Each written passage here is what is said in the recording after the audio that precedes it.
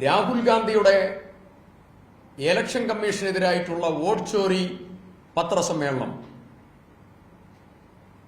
കൊള്ളേണ്ട ഇടത്ത് മർമ്മത്തിൽ തന്നെ കൊണ്ടു എന്നുള്ളതാണ് പ്രധാനമന്ത്രിയുടെയും അമിത്ഷായുടെയും ഇലക്ഷൻ കമ്മീഷന്റെ മൗനവും അതോടൊപ്പം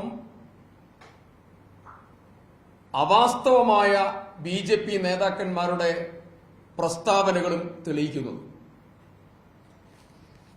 അനുരാഗ് ഠാക്കൂർ ഇന്നലെ പറഞ്ഞ കൽപ്പറ്റ അസംബ്ലി മണ്ഡലം, ആ കൽപ്പറ്റ അസംബ്ലി മണ്ഡലത്തിലെ ചൗണ്ടേരി കുന്ന്, ചൗണ്ടേരി എന്ന് പറയുന്ന സ്ഥലം എന്റെ നിയോജക മണ്ഡലത്തിലാണ്. ഞാൻ പോകുന്ന സ്ഥലമാണ്, അറിയുന്ന സ്ഥലമാണ്. ആ സ്ഥലത്ത് കണിയാമ്പറ്റ ഗ്രാമപഞ്ചായത്തിലെ വരദൂർ പഞ്ചായത്ത് സാംസ്കാരിക നിലയമാണ് അതിന്റെ പോളിംഗ് സ്റ്റേഷൻ.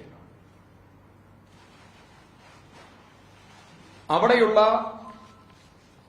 ചാമുണ്ടേശ്വരി കുന്ന് എന്ന് നേരത്തെ അറിയപ്പെട്ടിരുന്ന സ്ഥലം ലോപിച്ചാണ് ചൗണ്ടേരിയും ചൗണ്ടേരി കുന്നുമായത്. ഇതിലേറ്റവും രസകരമായ കാര്യം, ഈ മുഴുവൻ വോട്ടർമാരും യഥാർത്ഥ വോട്ടർമാരാണ്.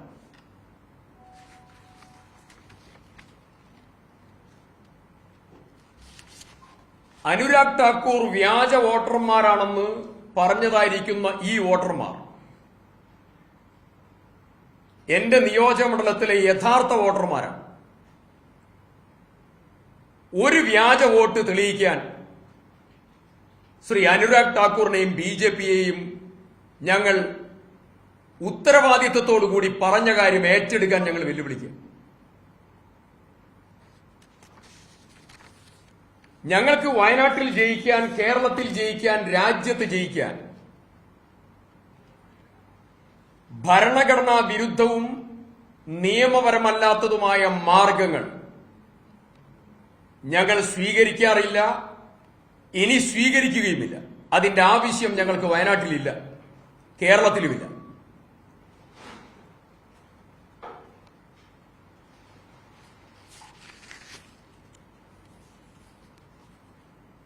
നാളെ പരിപാവനമായിട്ടുള്ള സ്വാതന്ത്ര്യ ദിനമാണ്. ഈ കഴിഞ്ഞ ഓഗസ്റ്റ് 9 ക്വിറ്റ് ഇന്ത്യ ദിനമായി. ക്വിറ്റ് ഇന്ത്യ ദിനത്തെ ഒറ്റുകൊടുത്തവരും സ്വാതന്ത്ര്യ സമരത്തെ പിറകിൽ നിന്ന് കുത്തിയവരും അവിഹിതമായി ഭരണത്തിൽ വന്ന് ഇന്ന് ജനാധിപത്യത്തെ ഒറ്റുകൊടുത്തുകൊണ്ടിരിക്കുകയാണ്. ആ ഒറ്റുകാരന് പിൻബലം കൊടുക്കുകയാണ് രാജ്യത്തെ ഇലക്ഷൻ കമ്മീഷൻ.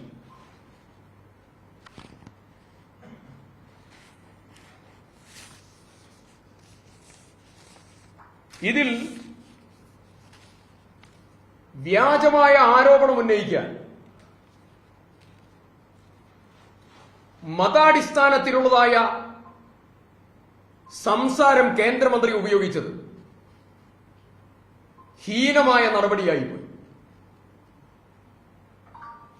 ഒരു കേന്ദ്രമന്ത്രി സ്വീകരിക്കാൻ പാടില്ലാത്ത സമീപനമായിരുന്നു അത്. നമ്മൾ കേരളക്കാർ ഒരേ വീട്ടിൽ വ്യത്യസ്ത മത വിഭാഗത്തിൽപ്പെട്ട ആളുകളൊക്കെ ഉണ്ടാകും. മുസ്ലിം, ക്രിസ്ത്യൻ, ഹിന്ദു, മറ്റുള്ളവർ എല്ലാവരും ഉണ്ടാവും. അങ്ങനെ ജീവിച്ചിരിക്കുന്നവരും അങ്ങനെ ഒരുമിച്ച് പ്രയാണം ചെയ്യുന്നവരാണ് മലയാളികൾ. ഈ അവാസ്തവമുള്ളതായിരിക്കുന്ന വാദം നിരത്താൻ മതത്തെ ഉപയോഗിച്ച കേന്ദ്രമന്ത്രിയുടെ സമീപനം ഹീനമായ നടപടിയായിപ്പോയി.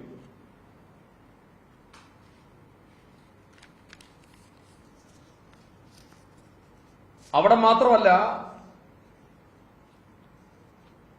ഏറനാട് നിയോജക മണ്ഡലത്തിൽ പത്രമാധ്യമ പ്രവർത്തകർ തന്നെ അതിന്റെ എല്ലാ വാർത്തകളും നിങ്ങൾ പുറത്തു കൊണ്ടുവന്നു. കേന്ദ്രമന്ത്രി പറഞ്ഞത് ഒരു മൈമൂനയ്ക്ക് 3 വോട്ട് എന്നുള്ളതാണ് തീർത്തും സത്യവിരുദ്ധമായിട്ടുള്ള പ്രസ്താവനയായി. അതിൽ അരീക്കോട്, കാവനൂർ, കുഴിമണ്ണ 3 പഞ്ചായത്തുകളിലുള്ള 3 വ്യത്യസ്ത കുടുംബങ്ങളിലെ 3 വോട്ടർമാരായിരുന്നു അത്. കാവനൂർ പഞ്ചായത്തിലെ മൈമൂനയ്ക്ക് വോട്ടുള്ളത് 115 നമ്പർ ബൂത്തിൽ, ഏറനാട് നിയോജക മണ്ഡലത്തിലെ 115 നമ്പർ ബൂത്തിൽ 778 ക്രമ നമ്പറായിട്ടാണ്. കുഴിമണ്ണ പഞ്ചായത്തിലെ മൈമൂനയ്ക്കുള്ള വോട്ടർ 152 നമ്പർ ബൂത്തിൽ 541 ക്രമ നമ്പറിലാണ്. അരീക്കോട് പഞ്ചായത്തിൽ താമസിക്കുന്ന മൈമൂനയ്ക്ക് 135 നമ്പർ ബൂത്തിൽ 669 ക്രമ നമ്പറിലാണ് വോട്ടുള്ളത്. ഇവിടെ ഒരു കാര്യം വ്യക്തമാവുകയാണ്. ഞാൻ അത് പറയുന്നതിനാണ് ഈ ഡീറ്റെയിൽസ് പറഞ്ഞത്. അനുരാഗ് ഠാക്കൂർ ഒരു കാര്യം വ്യക്തമാക്കണം, BJP ഒരു കാര്യം വ്യക്തമാക്കണം. ഈ ആരോപണം ഉന്നയിക്കാൻ ഇവർ ഉപയോഗിച്ചതായിരിക്കുന്ന ബേസിക്കായ സമീപനവും ഡാറ്റയും എവിടെ നിന്ന് കിട്ടി എന്ന് വ്യക്തമാക്കണം. That is the vital question. എവിടെ നിന്നാണ് അനുരാഗ് ഠാക്കൂറിന് ഈ ഡാറ്റ കിട്ടിയത്? 6 മാസം 40ഓളം ആളുകൾ ഫുൾ ടൈം പ്രവർത്തിച്ചൊരു ഹെർക്കൂലിയൻ ടാസ്ക് എടുത്താണ് രാഹുൽ ഗാന്ധി കൃത്യവും വ്യക്തവുമായിട്ടുള്ള ഡാറ്റ പുറത്തുവിട്ടുകൊണ്ട് സംസാരിച്ചത്. എന്നാൽ 6 ദിവസം കൊണ്ട് അനുരാഗ് ഠാക്കൂറിന് വ്യാജമായ ഡാറ്റ ഉപയോഗിച്ചുകൊണ്ട് പത്രസമ്മേളനം നടത്താൻ സൗകര്യം ചെയ്തു കൊടുത്തത് ഇലക്ഷൻ കമ്മീഷനാണ്. ആ election commission digital electronic data BJPക്ക് കൈമാറി എന്നുള്ളതാണ് ഇതിന്റെ ഏറ്റവും ബേസിക് ആയ കാര്യം. അല്ലാതെ എങ്ങനെ ഇത് പരിശോധിക്കാൻ പറ്റും? പ്രാദേശിക നേതൃത്വം പ്രവർത്തകരാണ് ഇത് പരിശോധിച്ചതെങ്കിൽ അവർ പറയും ഇത് യഥാർത്ഥ വോട്ടർമാരാണെന്ന് പറയല്ലോ. വയനാട് ജില്ലയിലെ BJP നേതൃത്വമാണ് ഇത് പരിശോധിച്ചിരുന്നെങ്കിൽ അവർ പറയും ഇത് ശരിയല്ല, നിങ്ങളുടെ വാദം ശരിയല്ല, ഇത് യഥാർത്ഥ വോട്ടർമാരാണ്. അപ്പൊ ഡിജിറ്റൽ ഡാറ്റയെ അവർ ഉപയോഗിച്ചു, ഇലക്ട്രോണിക് ഡിജിറ്റൽ ഡാറ്റ ഉപയോഗിച്ചു. കോൺഗ്രസ് ആവശ്യപ്പെട്ട, ചോദിച്ച, തരാൻ വിസമ്മതിച്ച ഡാറ്റ BJPയുടെ കയ്യിൽ എങ്ങനെ എത്തി എന്നുള്ളത് ഗൗരവതരമായി ഇലക്ഷൻ കമ്മീഷൻ മറുപടി പറയേണ്ട കാര്യമാണ്. ഇതിൽ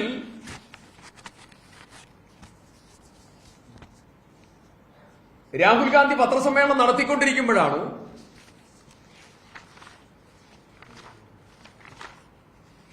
ഓഗസ്റ്റ് 7-ാം തീയതി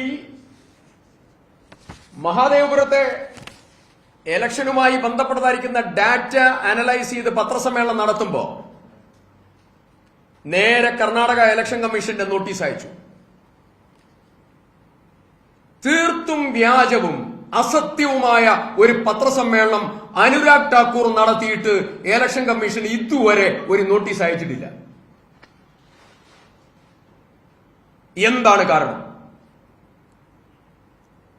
ഇലക്ഷൻ കമ്മീഷൻ അമ്പയറല്ല. ഇലക്ഷൻ കമ്മീഷൻ നടത്തിക്കൊണ്ടിരിക്കുന്നത് വോട്ട് ചോരി പ്രവർത്തനത്തിന്റെ എല്ലാ സൗകര്യങ്ങളും ചെയ്തുകൊണ്ടിരിക്കുന്ന ഏജൻസിയായി ഇലക്ഷൻ കമ്മീഷൻ മാറുക. ഒരു നോട്ടീസ് അയച്ചോ? ഞങ്ങൾ ഇലക്ഷൻ കമ്മീഷനോട് ചോദിക്കുന്നു, അനുരാഗ് ഠാക്കൂറിന് ഒരു നിയമം, രാഹുൽ ഗാന്ധിക്ക് വേറൊരു നിയമം, അങ്ങനെ നിയമമുണ്ടോ? മാത്രമല്ല, കൽപ്പറ്റയിലെ എന്റെ നിയോജക മണ്ഡലത്തിലെ യഥാർത്ഥ വോട്ടർമാരെ വ്യാജ വോട്ടർമാർ എന്ന് മുദ്രകുത്തിയ അദ്ദേഹം ക്രിമിനൽ കുറ്റം. അനുരാഗ് ഠാക്കൂർ നടത്തിയത് ക്രിമിനൽ ഒഫൻസാണ്.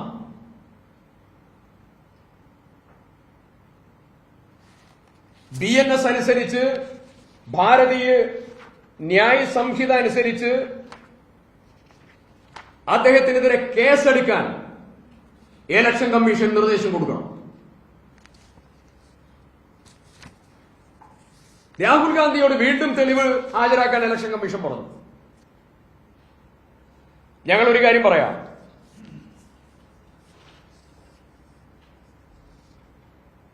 ആനക്കൊമ്പ് കടത്തിനും ചന്ദനക്കടത്തിനുമൊക്കെ തെളിവ് ഹാജരാക്കാൻ ആവശ്യപ്പെടുന്ന വീരപ്പന്റെ റോളിലാണ് ഇന്ന് രാജ്യത്തെ ഇലക്ഷൻ കമ്മീഷൻ.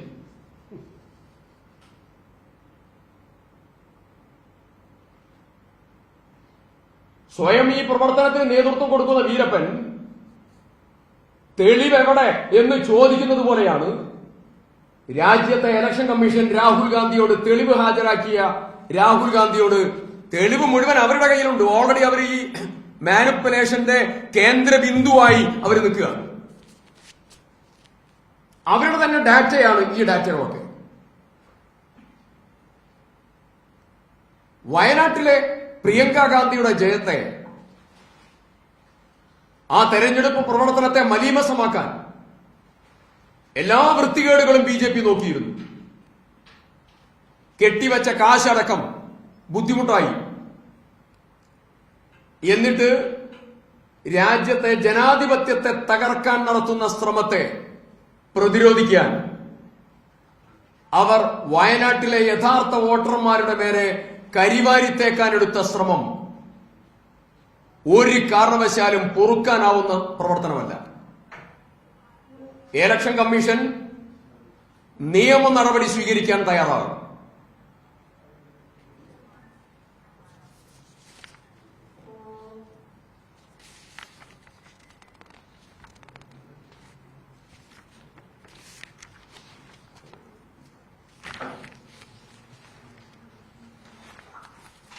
ഇതില് ഒരൊറ്റ കാര്യം കൂടെ പറയുന്നു.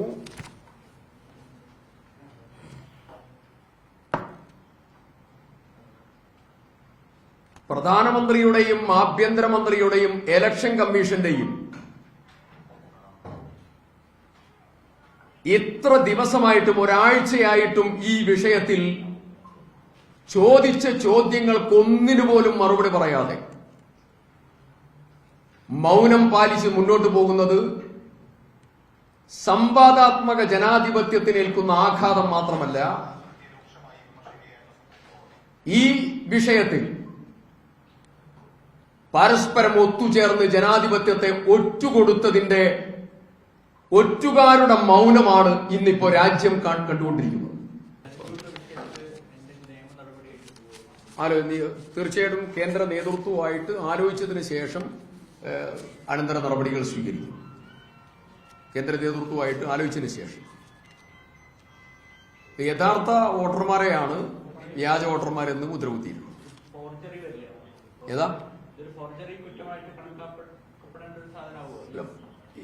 ഇതില് ഫോർജറിയുടെ അല്ല, അവരുടെ യഥാർത്ഥ വോട്ടർമാരുടെ ഐഡന്റിറ്റി അത് സമ്പൂർണമായി സപ്രസ് ചെയ്ത് അവരെ ഫേക്ക് വോട്ടർമാർ എന്ന് മുദ്രകുത്തിയതായിരിക്കുന്ന ഒരു വലിയ സബ്ജക്റ്റാണ്.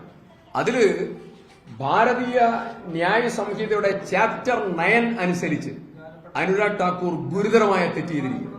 ചാപ്റ്റർ 9 അനുസരിച്ച് അദ്ദേഹത്തിനെതിരെ ക്രിമിനൽ നടപടി ഇലക്ഷൻ കമ്മീഷൻ ഇനീഷ്യേറ്റ് ചെയ്യും. അത് ഇലക്ഷൻ കമ്മീഷന്റെ ഉത്തരവാദിത്തമാണ്. ഒരു യഥാർത്ഥ വോട്ടറുടെ, ജീവിച്ചിരിക്കുന്ന ഒരു വോട്ടറുടെ ഒരു വോട്ട് സംരക്ഷിക്കുക എന്നുള്ള ഉത്തരവാദിത്തം ഇലക്ഷൻ കമ്മീഷന്റെ ഉത്തരവാദിത്തമാണ്. ആ ഉത്തരവാദിത്തം മലീമസപ്പെടുത്താൻ ശ്രമം നടത്തിയതിനെതിരെ ഇനീഷ്യേറ്റ് ചെയ്യേണ്ടത് ഇലക്ഷൻ കമ്മീഷനാണ്. ആ ദൌത്യം ഇലക്ഷൻ കമ്മീഷൻ നടത്തുമോ എന്നാണ് ഞങ്ങൾ കാത്തിരിക്കുന്നത്. ഏതാ ഇലക്ഷൻ കമ്മീഷന്റെ നടപടി കാത്തു നിൽക്കുകയാണ്. നേതൃത്വമായിട്ട് ആലോചിച്ച് അടുത്ത സ്റ്റെപ്പിലേക്ക് ഞങ്ങൾ ഇതിൽ വളരെ സീരിയസ് ആണല്ലോ. വയനാട് പാർലമെന്റ് മണ്ഡലത്തിലെ കൽപ്പറ്റ, ഏർനാട്, മറ്റ് സ്ഥലങ്ങൾ, ഇവിടെയുള്ള ഓരോ വോട്ടർമാരും യഥാർത്ഥ വോട്ടർമാരാണ്. അവിടെ മാൽ പ്രാക്ടീസോ അങ്ങനത്തെ വിഷയങ്ങളൊന്നും ഉണ്ടായിട്ടില്ല. ആ വോട്ടർമാരുടെ വോട്ടിനെ കളങ്കപ്പെടുത്തിയത് ജനാധിപത്യത്തിനെതിരായിട്ടുള്ള ഏറ്റവും വലിയ കുറ്റം. അതില് എന്തൊക്കെ നടപടി സ്വീകരിക്കുമോ ആ നടപടി സംഘടനാപരമായി ആലോചിച്ചതിന് ശേഷം അറിയിക്കും. സ്വമേധയാ കേസെടുക്കും എന്ന് നോക്കാം. കാത്തിരുന്ന് കാണാം. വളരെ സീരിയസ് ആയിട്ടുള്ള കുറ്റം. ഞാൻ ചാപ്റ്റർ പറഞ്ഞു, സെക്ഷൻസ് എനിക്കറിയാം, BNS അനുസരിച്ച് കേസെടുക്കണമെന്നുള്ളത് പറഞ്ഞു, ചെയ്ത ഒഫൻസ് എന്താണെന്നുള്ളത് പറഞ്ഞു. വളരെ കൃത്യമായി ഞങ്ങൾ ഈ കാര്യം അഡ്രസ് ചെയ്ത് മുന്നോട്ട് പോകും.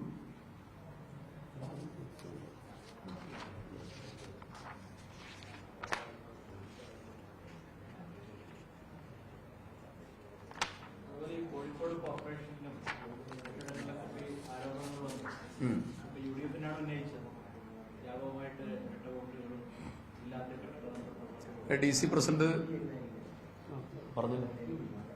പ്രസിഡന്റ് നേരത്തെ അതിന്റെ വിശദാംശങ്ങൾ പറഞ്ഞു. കോഴിക്കോട് നഗരത്തിൽ മാത്രമല്ല, വടകര പാർലമെന്റില്, കണ്ണൂർ പാർലമെന്റില്, കാസർഗോഡ് പാർലമെന്റില് ഒക്കെ CPIM ഈ പരീക്ഷണം യഥേഷ്ടം നടന്നു. ഞാൻ എന്റെ ഒരു അനുഭവം പറയും. ഞാൻ 2014 പാർലമെന്റ് തെരഞ്ഞെടുപ്പിൽ കാസർഗോഡ് മത്സരിച്ചപ്പോൾ അന്ന് നള്ളി നെറ്റോയായിരുന്നു election commissioner, state election chief. ഇലക്ഷനോടനുബന്ധിച്ച് ഞാൻ അവർക്ക് പരാതി കൊടുത്തു. ഞാൻ അന്നത്തെ കണ്ണൂർ SP-ക്ക് അന്ന് പരാതി കൊടുത്തു. അന്ന് കണ്ണൂർ SP-യുടെ നിയന്ത്രണത്തിലാണ്. SP-ക്ക് പരാതി കൊടുത്തു. ഞാൻ കോടതിയിൽ പോയി CCTV ദൃശ്യങ്ങൾ കംപ്ലീറ്റ് വെബ് ക്യാമറ വെക്കാനുള്ള നടപടി സ്വീകരിക്കാൻ വേണ്ടിയുള്ള ഉത്തരവ് വാങ്ങി അതിന്റെ നടപടികൾ സ്വീകരിച്ചു. എന്റെ കണ്ണിന്റെ മുമ്പിൽ നിന്ന് കള്ളവോട്ടിടുന്നു. ഞാൻ അന്ന് അതൊക്കെ പത്രസമ്മേളനത്തിൽ കാര്യങ്ങൾ പറഞ്ഞു. ഇലക്ഷന് ശേഷം ഞാൻ നള്ളി നെറ്റോട് എടുത്തു പോയി. ഞാൻ അദ്ദേഹത്തോട് പറഞ്ഞു, എന്റെ അനുഭവം നേരിട്ട് പറഞ്ഞു. അവരെന്നോട് ചോദിച്ചത് ഇങ്ങനെയൊക്കെ കേരളത്തിൽ നടക്കുമെന്ന്. ഇങ്ങനെയൊക്കെ കേരളത്തിൽ നടക്കും. 20,000-ൽ പരം കള്ളവോട്ട് അന്ന് കാസർഗോഡ് പാർലമെന്റിൽ നടന്നു. 20,000-ൽ പരം കള്ളവോട്ട്. മരിച്ചവർ, ജീവിച്ചിരിക്കുന്ന ആളുകളുടെ വോട്ടുകൾ യഥേഷ്ടം അന്ന് കാസർഗോഡ് പാർലമെന്റിൽ അവർ ചെയ്തിരുന്നു. CPM-ന്റെ കള്ളവോട്ടിനെയും അതിജീവിച്ചാണ് ഇപ്പോ ബാംഗ്ലൂരിൽ BJP-യുടെ കള്ളവോട്ടിനെ അതിജീവിച്ചാണ് കോൺഗ്രസ് ഇന്ത്യ രാജ്യത്ത് ജയിച്ചതെന്ന് പറഞ്ഞതുപോലെ ഉണ്ണിത്താനും സുധാകരനും ഒക്കെ വടകരയിൽ ഷാഫിയൊക്കെ ജയിച്ചത് CPM-ന്റെ കള്ളവോട്ടിനെ അതിജീവിച്ചാണ്. അത് ഇവിടെയും തിരുത്തൽ പ്രക്രിയ CPM-ന്റെ ഭാഗത്തുനിന്നും വേണം. ദേശീയ അടിസ്ഥാനത്തിൽ ഇതിനെതിരായി സമരം ചെയ്യുന്ന അതേ സമയത്ത് തന്നെ സ്വന്തം വീഴ്ചകളും പാളിച്ചകളും തിരുത്താനുള്ള നടപടികളും CPM-ന്റെ ഭാഗത്തുനിന്ന് വേണം. ഏതാ ഇവിടെ 109ഓളം വരുന്ന വോട്ടുകളുണ്ട്. അവിടെ 109ഓളം. അവരൊക്കെ ഈ ചാമുണ്ടിക്കുന്ന്, പിന്നെ ചാമുണ്ടി ആ ഏരിയയാണ്. അതില് ഒരു ഇപ്പോ ഉദാഹരണത്തിന് പറയാം, ചൗണ്ടേരി കുന്ന്, ഇതാണ് ഇപ്പോഴത്തെ അതിന് പറയുന്ന പേര്. ഇപ്പൊ പാടിക്കര കുന്നുണ്ട്. ആ പാടിക്കര കുന്നിൽ 100ഓളം വോട്ടുണ്ട്. വീടുകൾക്ക് മുഴുവൻ ഒറ്റ പേരാണ്. വ്യത്യസ്ത വീടുകളാണ്. വ്യത്യസ്ത വീട്ടിൽ മുഴുവൻ താമസക്കാരാണ്. ചൗണ്ടേരിയിൽ ഇതേപോലെയാണ്. കേരളത്തിൽ പല സ്ഥലങ്ങളിൽ സ്വന്തം വീട് പേരില്ലാതെ പ്രദേശത്തിന്റെ പേര് വെച്ച് കൊടുക്കുന്നതാണ്. എന്നിട്ടൊരു കേന്ദ്രമന്ത്രി പറയാണ്,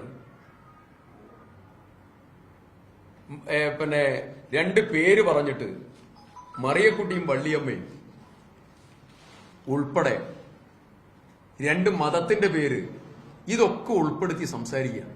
ഇതിനേക്കാൾ വലിയ അപരാധം. Very dangerous. എല്ലാ ആരോപണവും അഴിഞ്ഞു വീഴും.